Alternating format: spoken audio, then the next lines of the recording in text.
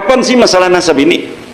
Masalah nasab ini baru 2022, Oktober 2022. Saya cari di internet nasabnya itu, ada nasab Bahar Smith, ada nasab Rizik Syihab. Kemudian keduanya ini saya lihat ini lebih bisa untuk diteliti, yaitu nasabnya Rizik.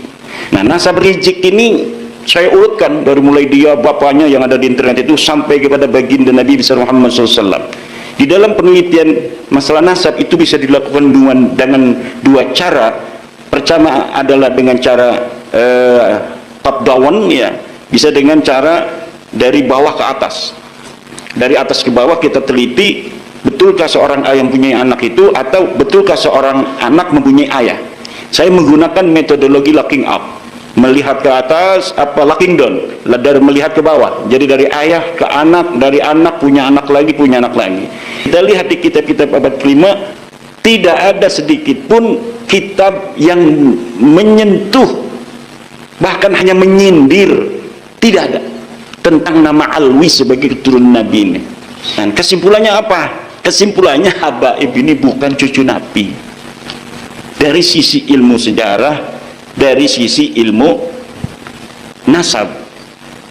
Kemudian dia bukan cucu Nabi, dilihat dari hasil tes DNA yang sudah ada. 180 orang sudah tes DNA. Dan tes DNA-nya menunjukkan haplogrup mereka itu G.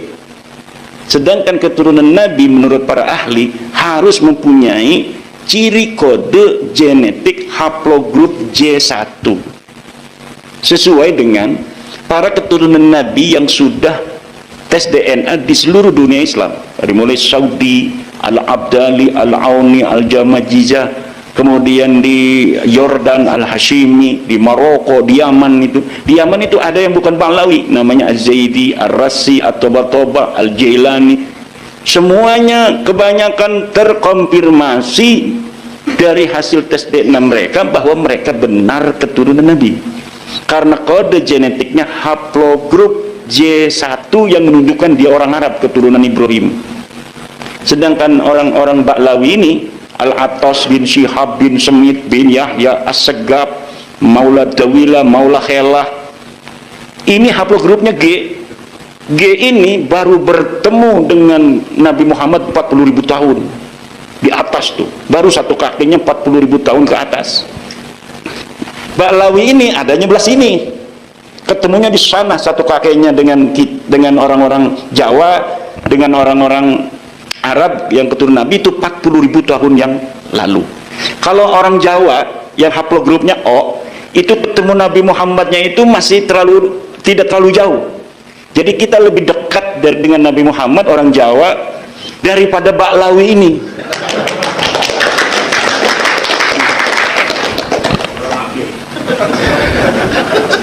Pencerahan kepada masyarakat Indonesia tentang bahwa pengakuan Ba'lawi ini secara ilmu DNA itu mustahil.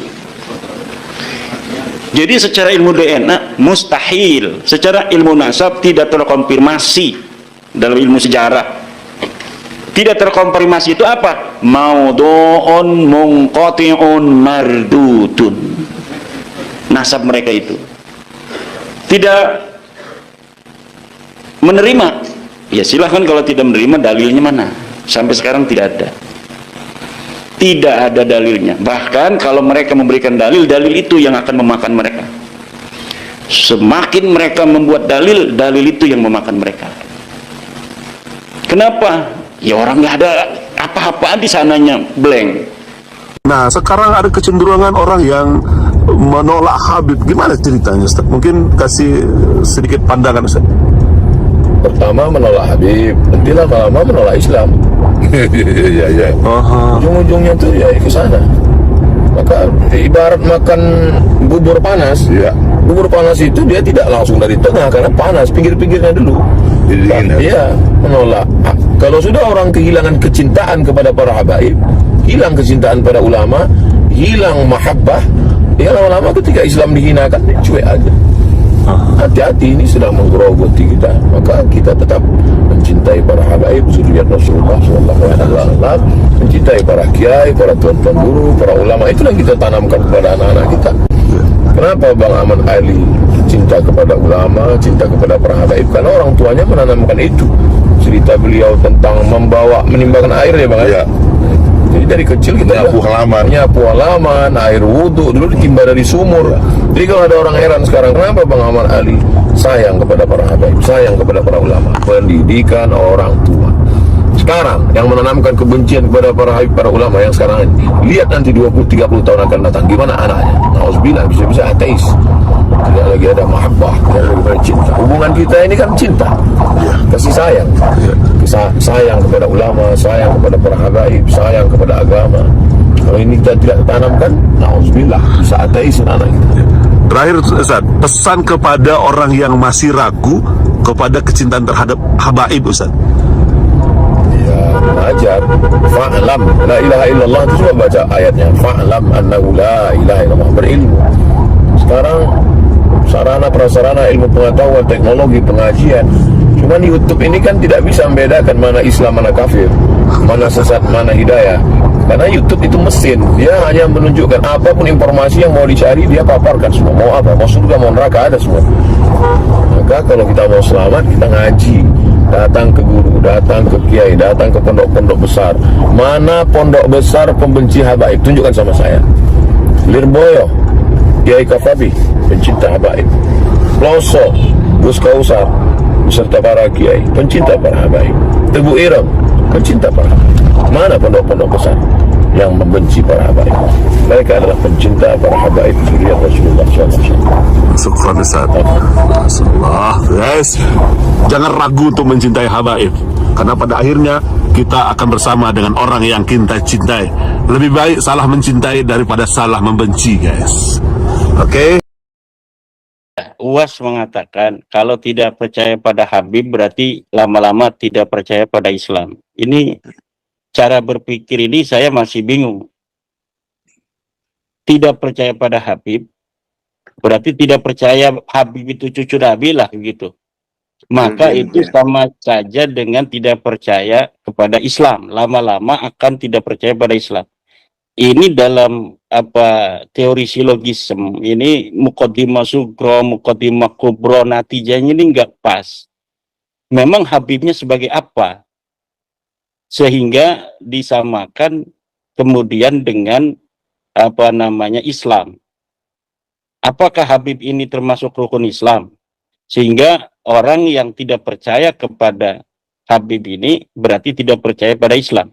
Rukun Islam yang saya tahu kan cuma 5. Syahadat, sholat, puasa, haji, zakat ya.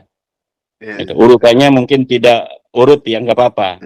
Nah, tidak ada itu frase di dalam rukun Islam itu ada Habib itu sebagai rukun Islam. Sehingga kalau kita tidak menjalankan rukun Islam, kita tidak lagi bisa disebut Islam. Tidak ada. Kemudian apakah percaya bahwa Habib itu merupakan cucu Nabi masuk dalam rukun iman? Juga tidak. Sehingga tidak bisa mengeluarkan seseorang dari keimanannya kepada Allah. Keimanannya kepada Nabi Muhammad. Apakah Allah dalam Al-Quran pernah mengatakan bahwa Habib ini cucu Nabi? Sehingga kalau tidak percaya kepada Habib itu cucu Nabi, itu kita sama dengan tidak percaya kepada Allah. Tidak ada. Apakah nasab Habib ini setelah disebutkan oleh Nabi Muhammad? Tidak ada. Tidak ada Nabi Muhammad pernah dalam hadisnya, nanti anak cucuku akan ada yang bernama Alwi. Dia akan punya nama anak namanya Muhammad. Nanti Muhammad akan punya anak namanya Alwi. Tidak ada yang demikian itu. Kalau dia bukan ucapan Allah, dia bukan ucapan Nabi Muhammad, lalu kita tidak percaya bahwa Habib ini cucu Nabi, konsekuensi kita keluar atau tidak masuk dalam kategori iman itu dari mana? Tidak ada. Maka UAS ini dalam bicara, bolehlah kita mendukung Habib ya, mendukung atau jadi mukibin. UAS jadi mukibin silahkan saja. Tapi jangan bodohi jamaahnya. Coba cerdaskan jamaahnya. UAS ketika percaya bahwa Habib itu cucu Nabi, minimal dia punya dalilnya. Dalilnya mana UAS? Bahwa Habib itu cucu Nabi. Saya menantang UAS untuk memberikan dalil. Hei Imaduddin Usman, ini dalil Habib cucu Nabi. Ini sahih. Selama ini tidak ada. Saya tidak pernah lihat dia mengutip kitab tentang ilmu nasab. Dia hanya apa yang dia tahu selama ini. Nah, ini menutup jamaahnya untuk cerdas. Jamaahnya UAS ini kan bukan jamaah NU. Dia memang dalam amaliyah mungkin mirip dengan NU, tetapi dia dalam cara pandang keagamaan harokah itu tidak sama dengan NU. Jamaahnya saja bukan jamaah NU, itu sama dengan para mukibin ustadz-ustadz pendukung Habib itu yang sekarang membela nasab Habib itu sebenarnya tidak ada kaitan dengan NU. Jamaahnya bukan jamaah NU. Yang mengundang dia banyaknya bukan orang-orang NU. Walaupun dia mengatasnamakan NU seperti Ustadz Wafi, Ustadz Idrus Ramli, tetapi tidak ada kaitan dengan bagaimana perjuangan ke-NU-an. Bahkan ketika NU di dalam sebuah muktamar kemudian memutuskan suatu hal tentang paham keagamaan, mereka ini yang paling getol untuk menolak. Ustadz Lutfi Basori, Ustadz Idrus Ramli, dan wa akhwatihim itu. Itu mereka lah orang-orang yang menolak pandangan-pandangan NU dalam kenegaraan misalnya. Di dalam berbagai macam pandangannya terhadap khilafah misalnya. NU menolak khilafah. Ustadz Abdul Somad ini pendukung khilafah. NU menolak FPI. Gus Naji mendukung FPI. Nah, jadi pendukung-pendukung nasab habaib hari ini itu dari kelompok-kelompok yang semacam ini hari ini ya. Nah, tetapi saya memohon ya secara ilmiah kepada Ustadz Abdul Somad ini untuk ketika membela nasab para habaib ini minimal ada narasi-narasi ilmiah yang diungkapkan. Termasuk juga Ustadz Ar-Raji Hasim ya. Ustadz Ar-Raji Hasim, Ustadz Abdul Somad, Ustadz Yahya, ya Buya itu kan marketing aja itu kan. Lah ini tolong ada dalilnya. Jangan jadikan masyarakat bodoh hanya untuk bertaklid. Sementara Allah melarang kita untuk bertaklid. Wala taqfu ma laysa laka bihi ilmun. Jangan engkau ikuti sesuatu yang kamu tidak ada dalil di sana. Tidak ada ilmu di sana. Kenapa Ustaz Abdul Somad tidak mengikuti Al-Quran? Al-Quran melarang kita untuk mengikuti sesuatu tanpa dalil. Tapi Ustaz Abdul Somad kemudian jamaahnya diminta oleh dia agar mengikuti bahwa Habib itu adalah cucu Nabi tanpa ada dalil. Dia mengenai sholat segala macam ada dalilnya, hadisnya begini, prek-prek dihafal oleh dia itu hadis-hadisnya. Hanya menghafal saja. Tidak pernah mengutip dari kitab Anu kemudian dibacakan kitabnya. Tidak ada. Hadis-hadis itu orang yang tidak bisa baca kitab kuning pun kalau ada jabar jernya itu bisa membacanya. Maka seorang ulama itu bukan hanya dia yang bisa menghafal hadis-hadis dan menghafal ayat Al-Quran, tetapi dia yang memahami Al-Quran dan memahami Al-Hadis untuk menjadi sebuah way of life bagi umat Islam dalam menghadapi tantangan setiap masa, yang bisa untuk menafsirkan Al-Quran, kemudian memberikan jawaban tantangan setiap masa, adalah ulama-ulama yang rasikhin, ulama-ulama yang dia memahami Al-Quran secara dalam, gitu. Bukan hanya tekstual, hafalan. Imam Al-Ghazali ini sangat mencela orang-orang yang beriman hanya dengan contekan, kemudian menerima kebenaran tanpa verifikasi. Lihat dalam kitab Al-Munqidh Minadh Dhalal umpamanya. Bagaimana fase-fase ilmiah seorang Al-Ghazali. Dari mulai bagaimana dia bergelut dengan filsafat, kemudian ilmu kalam, kemudian fikih, kemudian tasawuf.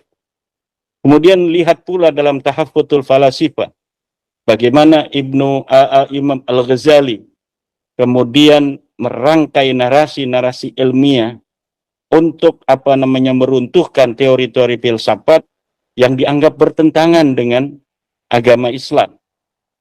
Inilah yang harus menjadi sebuah suri tauladan bagi kita, orang-orang yang menjadi suri tauladan. Dia jadi penceramah, dia menjadi ustadz, dia menjadi seorang yang dikiaikan, ditokohkan, dibuyakan. Bukan buya yang dia kemudian menempelkan nama sendiri sebagai buya gitu. Bukan. Tapi orang-orang betul yang dibuyakan oleh masyarakat. Ada orang yang menempelkan gelar buya itu sebagai marketing branding untuk kemudian meminta sumbangan di YouTube atas nama pesantren, atas nama santri dan lain sebagainya. Kita lihat kiai-kiai NU nih, kiai NU kalau orang sudah menisbahkan diri pada NU, dia bikin pesantren tidak pernah merepotkan orang lain. Dia ada fasilitas yang sederhana, dia gunakan dengan semaksimal mungkin. Ada rezeki dia bangun lagi, santri tambah dia bangun lagi, santri tambah dia bangun lagi. Tanpa pernah ada merepotkan orang, bikin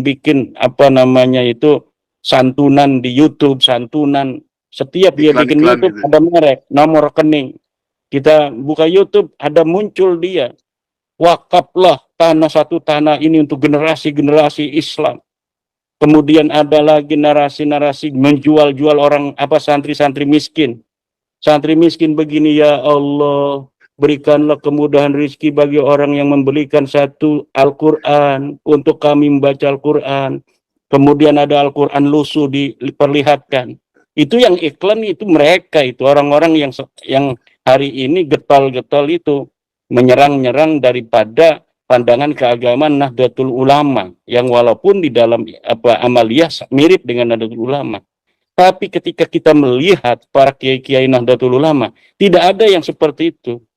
Tidak ada yang mereka itu jual-jual nomor rekening di YouTube.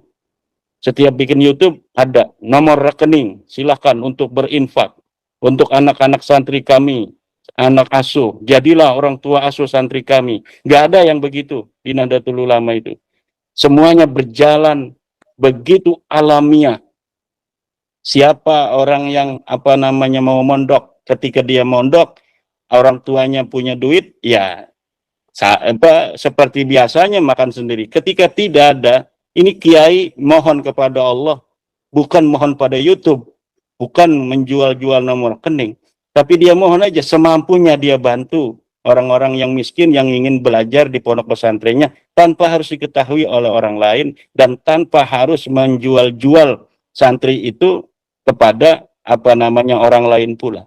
Nah, ini yang saya amati dari ustadz-ustadz YouTube, ustadz-ustadz model-model zaman sekarang seperti yang sedang kita bicarakan itu. Nah, ini jadi berilah kecerdasan kepada jamaah kita untuk mempunyai cara berpikir keislaman yang sesuai dengan ajaran Kanjeng Nabi, sesuai dengan ajaran Al-Quran. Bagaimana ajaran Al-Quran? Ajaran ilmiah. Wala taqfu ma laysa laka bihi ilm. Jangan kau ikuti sesuatu yang tidak ada dalil. Kalau mau membela nasab Balawi itu sahih, mana dalilnya? Ayo kita berdiskusi. Ayo kita bicarakan mana dalilnya. Kita sudah mengetahui dari para orang-orang yang membela tidak ada dalil. Tapi sekali lagi, apapun yang terjadi, ini penting untuk digarisbawahi. Apa yang kami lakukan itu adalah hanya sekedar kami ingin katakan bahwa pengakuan Anda sebagai cucu Nabi tidak terbukti. Anda bukan cucu Nabi. Ya, tapi itu bukan karena kami membenci Anda.